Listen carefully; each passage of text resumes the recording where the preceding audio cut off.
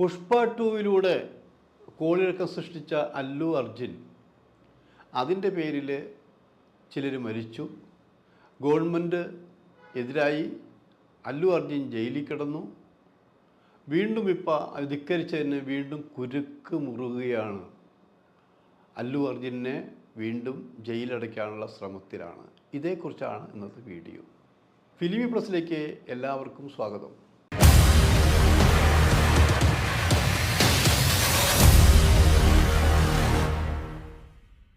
സിനിമകളിലൊന്ന് ഹിറ്റാകുമ്പോൾ അഹങ്കരിക്കുന്ന നടീനടന്മാരുണ്ട്, സംവിധായകരുണ്ട്. നടന്മാരാണെങ്കിൽ അവരുടെ റേറ്റ് വർദ്ധിപ്പിക്കും. അവർക്ക് പിന്നെ അവരുടെ പാർശ്വവർത്തികൾ നിരത്തിക്കൊണ്ട് ഈ സ്തുതിഗീതങ്ങൾ പാടും. ഇതിന് എല്ലാ ഭാഷകളും നമുക്ക് ശ്രദ്ധിച്ചാൽ മനസ്സിലാവും. ഇപ്പോഴത്തെ പ്രശ്നം എന്താണെന്ന് വെച്ചാൽ, ഇപ്പോൾ പുഷ്പ ടു ഭയങ്കരമായിട്ട് ഓടിക്കൊണ്ടിരിക്കുന്നു, കോളിളക്കം സൃഷ്ടിക്കുന്നു. ഹൈദരാബാദിൽ ഈ സിനിമ പ്രദർശിപ്പിച്ചപ്പോൾ ഒരു സ്ത്രീ മരിച്ചു, അവരുടെ മകൻ ആശുപത്രിയിലാണ്. അതിനെ തുടർന്ന് അല്ലു അർജുനെ അറസ്റ്റ് ചെയ്തു.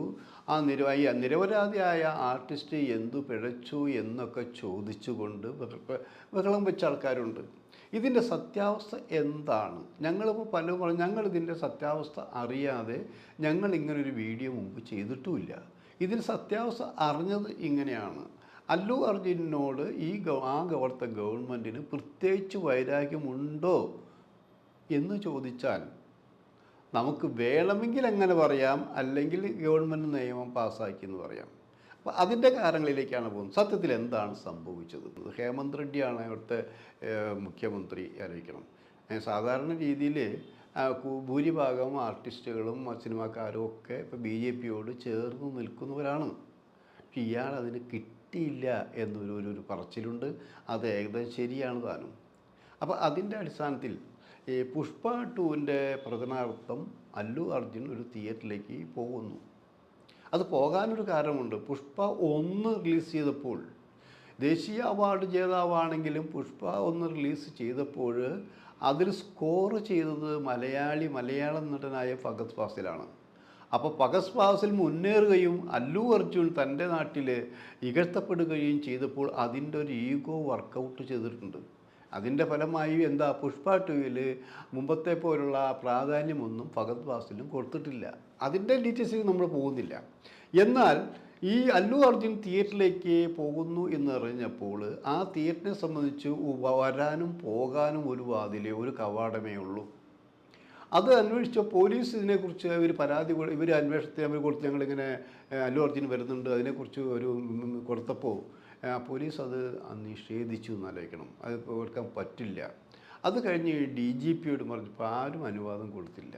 അപ്പോൾ ഇയാൾ പറഞ്ഞു, എനിക്ക് ആരുടെയും അനുവാദമൊന്നും വേണ്ട. ഒരു സിനിമ പ്രദർശിപ്പിക്കുന്ന തിയേറ്ററിലേക്ക് പോകാൻ സിനിമാ നടന് അധികാരമുണ്ട്, അതിന് അവകാശമാണ് എന്ന് പറഞ്ഞുകൊണ്ടാണ് ഈ തുറന്ന ജീപ്പ് എന്ന് പറഞ്ഞ് തുറന്ന വാഹനത്തിൽ കുടുംബസമേതം അല്ലു അർജുൻ, അതായത് ജനാരവത്തോടെ, അങ്ങനെയാണല്ലോ, ജനാരവത്തോടെ ഈ തിയേറ്ററിലേക്ക് വന്നുകൊണ്ടിരുന്നത് എന്നാണ് പറയുന്നത്.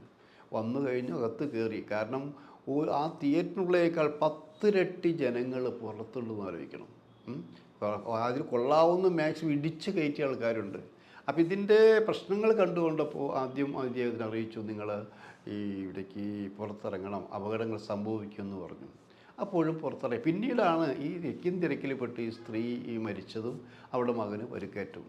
അതറിഞ്ഞ് DGP പോലും പറഞ്ഞു നിങ്ങൾ കാരണം. പക്ഷേ ഇതെല്ലാം അറിഞ്ഞിട്ട് പോലും, ഈ ദുരന്തങ്ങൾ സമ്മതിച്ചിട്ട് പോലും അല്ലു അർജുൻ സിനിമ കഴിയാതെ പുറത്ത് ഇറങ്ങിയില്ല എന്നാണ് അറിയാൻ കഴിഞ്ഞത്. അതിൻ്റെ കാരണം ഒരു സൂപ്പർ നടൻ്റെ ഒരു ജാട, അത് അവിടെ മാത്രമല്ല, ഇവിടെ നമ്മുടെ നാട്ടിലില്ലേ ഒരു ജാട. കാരണം എല്ലാവരും പൗരന്മാരാണെങ്കിലും മറ്റുള്ളവർക്കില്ലാത്ത ചില ഗുണങ്ങൾ, ചില ഗുണത്തേക്കാൾ ഉപരി ചില വിട്ടുവീഴ്ചകളൊക്കെ ഇവർക്കുണ്ടെന്ന് ആലോചിക്കണം. അപ്പോൾ അതിൻ്റെ അഹങ്കാരം അവരുണ്ട്. മാറി വരുന്ന ഗവൺമെൻറ്റുകളൊക്കെ അവരുടെ കൈപ്പിടിയിൽ ഒതുങ്ങി നിൽക്കുന്നു, അതുകൊണ്ട് അവർ ചില കാര്യങ്ങൾ സാധിച്ചിട്ടുണ്ട്. ഇതൊക്കെ സത്യം തന്നെയാണത്. അപ്പോൾ അതിൻ്റെ ഒരു അഹങ്കാരവും അല്ലു അർജുനും ഉണ്ടായിരിക്കുന്നു. അപ്പോൾ അതിൻ്റെ പേരിലാണ് അല്ലു അർജുനെ അറസ്റ്റ് ചെയ്തത്. അറസ്റ്റ് ചെയ്ത് കോടതി വിടാൻ പറഞ്ഞെങ്കിലും ശരിക്ക് അതിൻ്റെ പേപ്പറുകൾ ജയിൽ അധികൃതർക്ക് മുമ്പിൽ എത്താത്തത് കൊണ്ടാണ് ജയിൽ പിടിച്ചിട്ടത്. പിന്നെ പുറത്തിറങ്ങി. പിന്നീടുണ്ടായ സംഭവം എന്താ? പിന്നീടും ഇതിനെ ചൊല്ലി, അതായത് ഈ സ്ത്രീക്ക് കൊടുക്കാമെന്ന് പറഞ്ഞിരുന്ന 25 ലക്ഷം കൊടുത്തില്ല എന്നതിൻ്റെ പേരിലും വിദ്യാർത്ഥികൾ പ്രശ്നമുണ്ടാക്കിയെന്നാണ് പറഞ്ഞത്.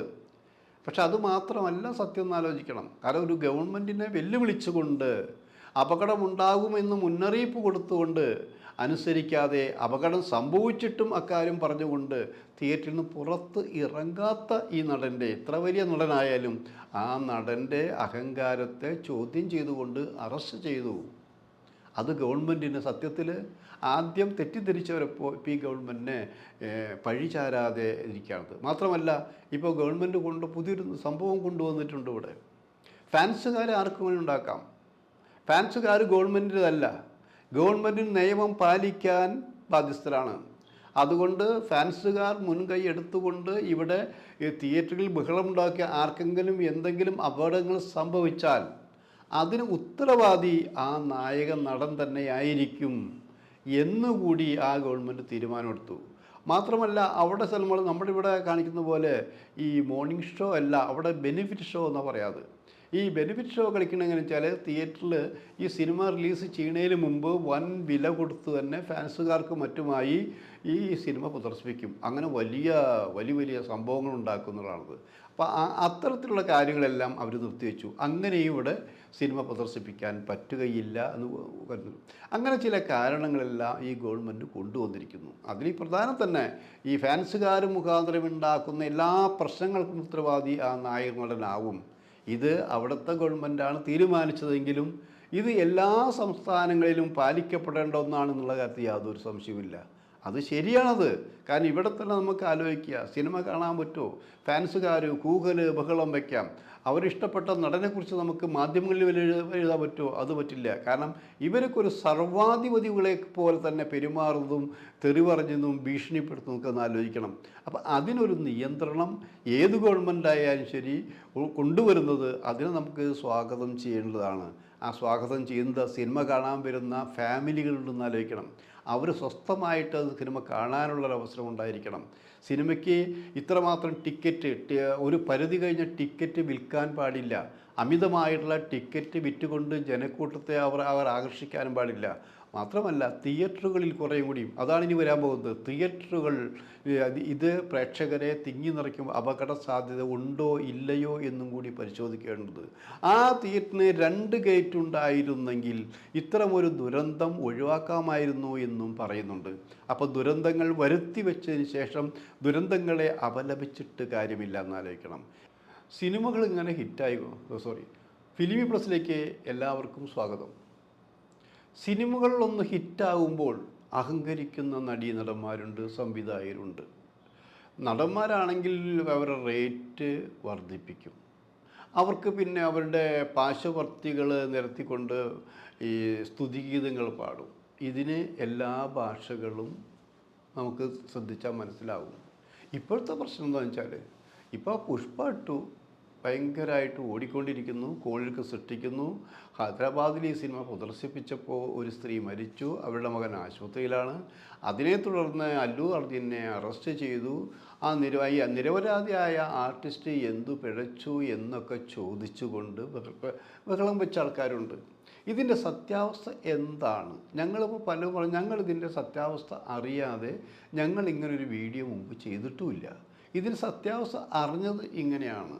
അല്ലു അർജുനോട് അവിടുത്തെ ഗവൺമെൻറ്റിന് പ്രത്യേകിച്ച് വൈരാഗ്യമുണ്ടോ എന്ന് ചോദിച്ചാൽ നമുക്ക് വേണമെങ്കിൽ അങ്ങനെ പറയാം, അല്ലെങ്കിൽ ഗവൺമെൻറ് നിയമം പാസ്സാക്കി എന്ന് പറയാം. അപ്പോൾ അതിൻ്റെ കാരണങ്ങളിലേക്കാണ് പോകുന്നത്. സത്യത്തിൽ എന്താണ് സംഭവിച്ചത്? അവിടെ BJP ഗവൺമെൻറ്റാണ് ഭരിക്കുന്നത്. ഹേമന്ത് റെഡ്ഡിയാണ് അവിടുത്തെ മുഖ്യമന്ത്രി ആലോചിക്കണം.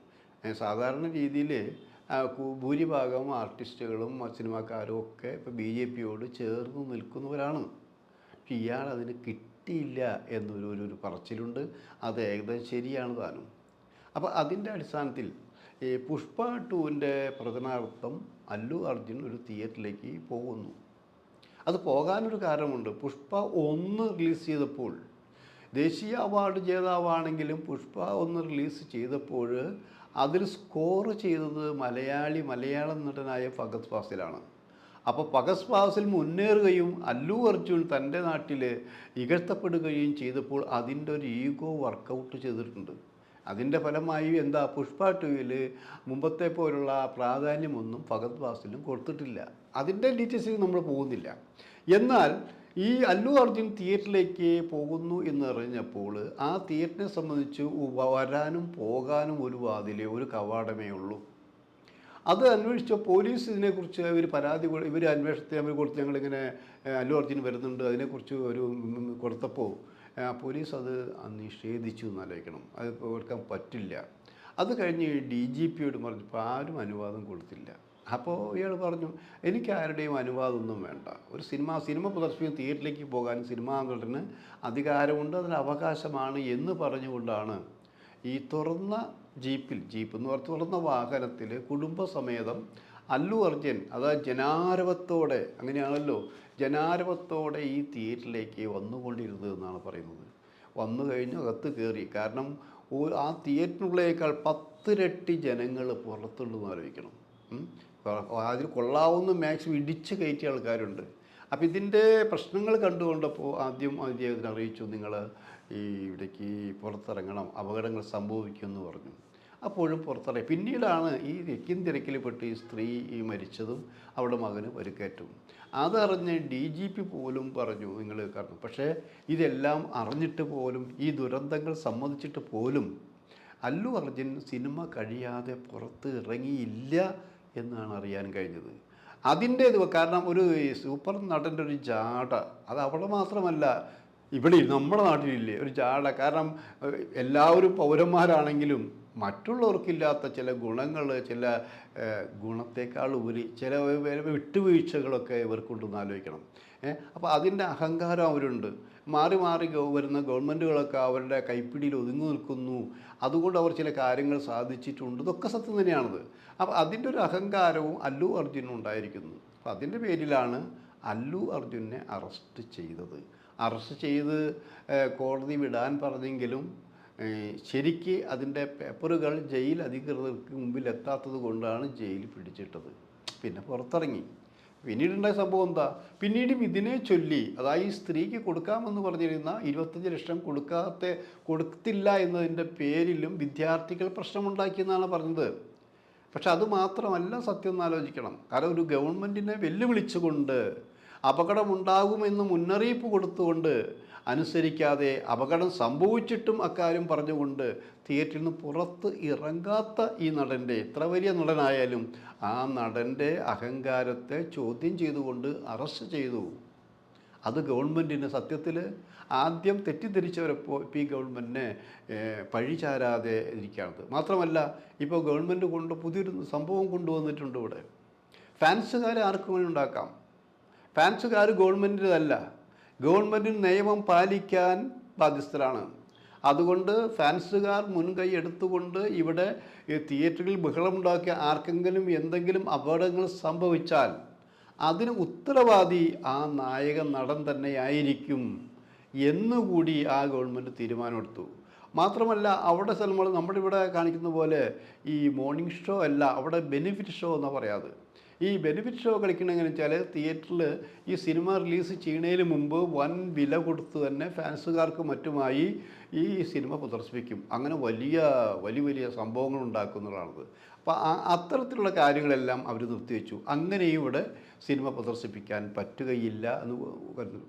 അങ്ങനെ ചില കാരണങ്ങളെല്ലാം ഈ ഗവൺമെൻറ് കൊണ്ടുവന്നിരിക്കുന്നു. അതിൽ പ്രധാനം തന്നെ ഈ ഫാൻസുകാർ മുഖാന്തരം ഉണ്ടാക്കുന്ന എല്ലാ പ്രശ്നങ്ങൾക്കും ഉത്തരവാദി ആ നായക നടനാവും.